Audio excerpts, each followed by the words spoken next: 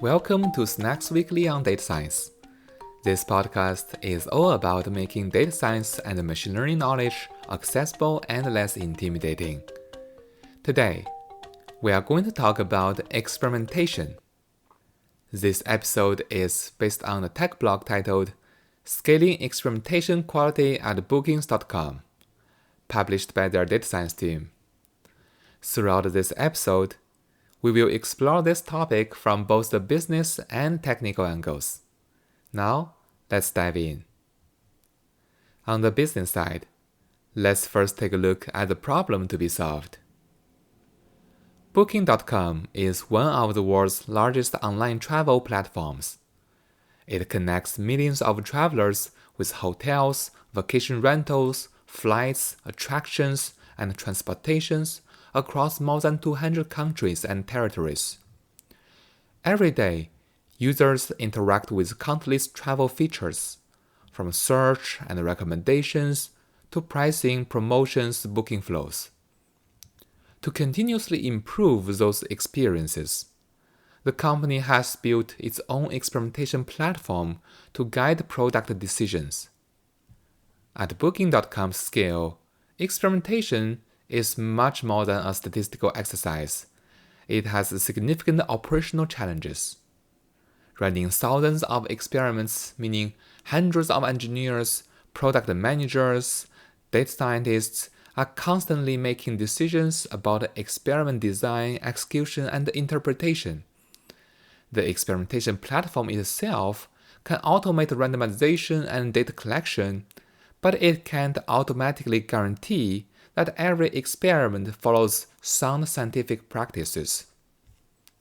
The naive solution here is to simply educate everyone, publish statistical guidelines, hold internal training sessions, and document best practices. But as the organizations grow, that approach becomes harder to sustain. New employees join, teams move quickly, deadlines get tighter, and people naturally prioritize shipping features over following every statistical recommendation.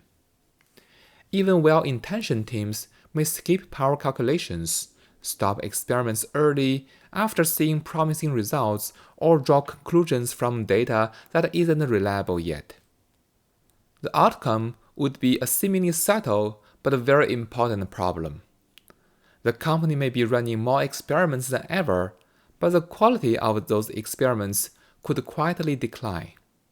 And poorly designed experiments could waste engineering efforts and slow product developments, and it could also lead teams to make decisions based on unreliable evidence. As the company realized, scaling experimentation isn't just about increasing the number of tests. It's about making sure those tests continue to produce decisions you can actually trust.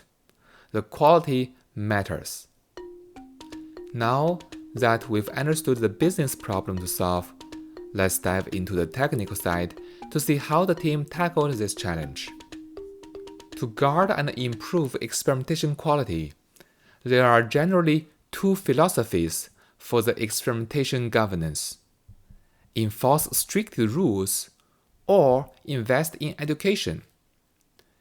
Enforcement provides consistency, but it creates bottlenecks and encourages blind rule following. Education builds a deeper understanding of experimentation, but it's slow and easy for people to fall back into old habits. The team chose to emphasize flexibility and individual responsibility.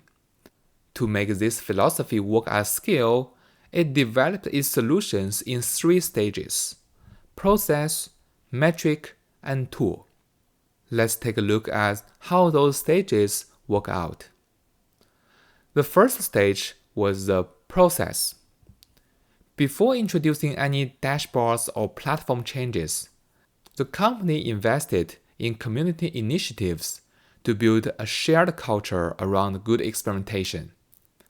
There is experiment badges, gave teams a recurring forum to review what they expected, what they learned, and how valid the results were.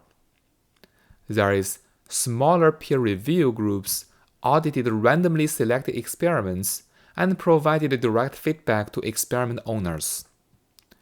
In addition, there is also a network of experiment ambassadors, who are embedded experts within product teams to help spread good experimentation practices from within rather than policing them from the outside. This process is very good initiatives to build a culture, but culture alone doesn't scale. Without a shared definition of quality, every team ends up grading its own homework differently. So that is where the second stage comes in, the metric. The experiment ambassadors were the first to distill experimentation quality into 3 simple questions. Was there a power calculation? Did the experiment stick to its planned runtime? And did the final decision match the original hypothesis? These questions were later formalized into their official experimentation quality framework, built around these 3 dimensions of design, execution, and decision. Once this metric framework was developed and then integrated into the experimentation platform with a live dashboard, the scale of the problem became immediately visible.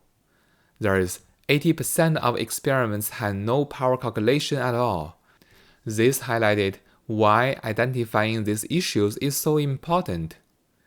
A power calculation tells you upfront whether your planned sample size and runtime are sufficient to detect the effect you are testing for. Without one, teams risk drawing conclusions from experiments that were never capable of producing reliable results in the first place. Well, this set of metrics turned quality from a vague aspiration into something teams could actually measure and be held accountable for. The visibility alone doesn't fix bad habits. That's why the third stage comes in. It focused on improving the tooling side. The team rebuilt the experimentation platform around one guiding principle: making the right behavior obvious, easy, automatic, and being the default. There were many things built up.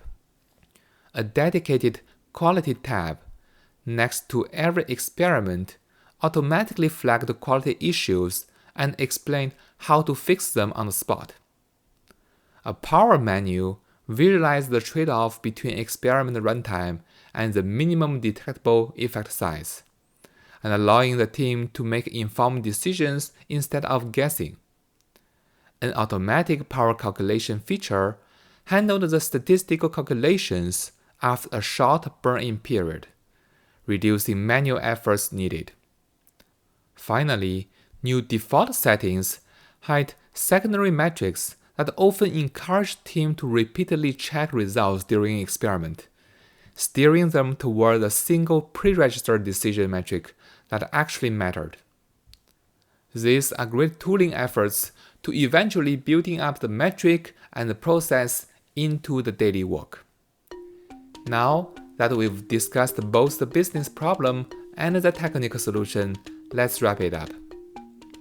In this episode, we explored how Booking.com scaled experimentation quality across the organization. Instead of relying on strict enforcement, the team chose to optimize for flexibility while building the supporting process to foster a strong experimentation culture. Instead of relying on strict enforcement, the team chose to optimize for flexibility while building the supporting process to foster a strong experimentation culture, defining a clear metric framework to measure experimentation quality, and then integrating those practices directly into the experimentation platform, so that good behavior became the default. The combination of stronger tooling and sustained community education created a positive feedback loop, leading to more product decisions being backed by sound statistical practices. If you like the content of this episode, please subscribe to the channel, give me a 5-star review, and leave a comment. Your feedback is very appreciated, and I'll see you next week.